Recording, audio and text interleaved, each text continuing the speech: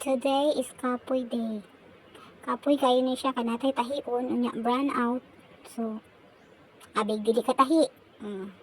Tuloy gyapon ta tong tahi day. Dili ta sa sikat-sikat. Dili na tong butang gilo para dili na ta magtahi kay dito pikas unsa man brown out man luhad lawa. Magtahi na ta diri. Kina akong gitahi usa ni ka ref cover nga naay tulo ka bulsa sa isig kilid. Nya kana gibutangan ako siya ribbon para na design.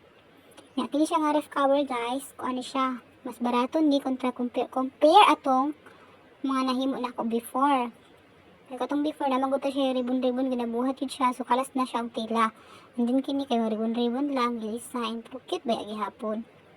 And then mas mura siya kay mas nakatipid pud ta sa tila kay daghang kita gipalit na tila naka-discount ta, so ang price pud ani discounted pud. Nya mo na siya, di ba? Nibuhat sa bulsa, butangan og ribbon, tapos tahion niya. Kuti kay ning sikat-sikat kay walay ko nang pabalik kod. Nya kailangan ituyok-tuyok pud ang tela para ilak ang tahi. Anak, ang din sakit kay sa bagtak sigig sikad. Unya kay pagkaudto lipay kaayo dyan ni balik ang kuryente. So diri na punta magtahi sa saksak. Gisaksak ang kuryente.